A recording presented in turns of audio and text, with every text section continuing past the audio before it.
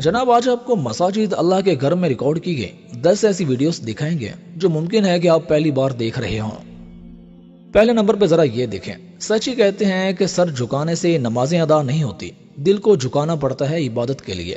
سر ہو سجدے میں، دل میں دغا بازی ہو، ایسے سجدے سے بھلا کیسے خدا راضی ہو۔ پیر صاحب نعت پڑھ رہے ہیں اور اسی دوران ایک مرید جوش میں آ کر آپے سے باہر ہو جاتا ہے اور پیر کا گلا دبا لیتا ہے۔ ویسے اگر مرید 2 منٹ لیٹ ہو جاندے تے وجہ دے چکر وچ پیر پورا ہو جانا سی۔ مدینہ منورہ دا پا خیال کردا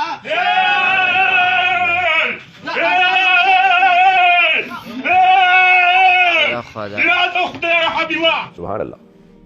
اب ذرا یہ حلال ڈانس شریف ملاحظہ فرمائیں جو کہ اللہ کے گھر مسجد میں کیا جا رہا ہے۔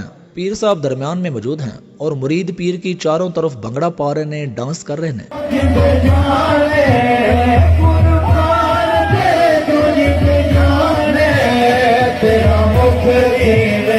ہائے ہائے ہائے،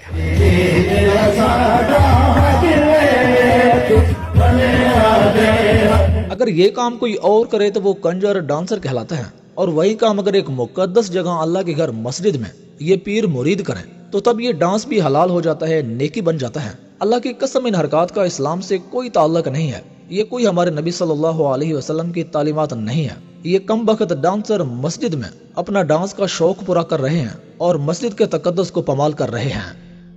اب ذرا ایک حیران کن رسم دیکھیں۔ عمان کے ایک علاقے میں نکاح کے وقت دولہے کے سالے دولہے کو اس لیے مارتے ہیں تاکہ اسے یاد رہے کہ دلہن لاوارث نہیں ہے۔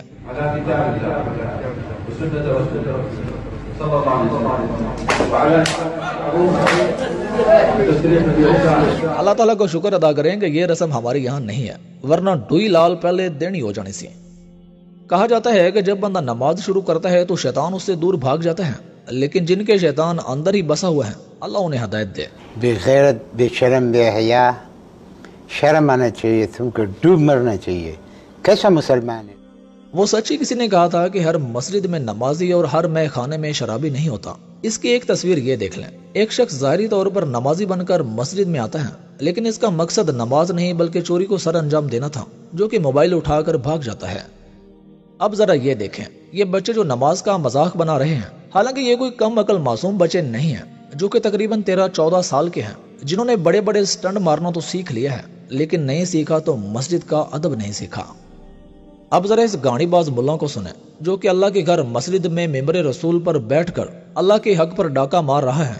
جناب کہتے ہیں کہ جو بھی نیا سال آتا ہے تو وہ سب سے پہلے عبد القادر جیلانی رحمہ اللہ سے اجازت لیتا ہے، اور سال بھر میں کیا کچھ ہوگا سب عبد القادر جیلانی رحمہ اللہ کو پہلے ہی سے بتا دیا جاتا ہے۔ غوث پاک فرماتے ہیں وما منہا شہور او دہور، فرماتے ہیں وما منہا شہور او دہور، اور یہ جس منہج کو پروموٹ کر رہے ہیں وہ بدعتی منہج ہے کہ کوئی مہینہ اس وقت تک آتا نہیں، کوئی سال اس وقت تک آتا نہیں جب تک وہ پہلے مجھ سے اجازت نہیں لے لیتا۔ تم نے اپنے پیروں کو الہی صفات دے کر شرک کی دلدل میں چھلانگیں لگائی ہوئی ہیں، خود بھی گمراہ ہو رہے ہو اور اپنی عوام کو بھی گمراہ کر رہے ہو۔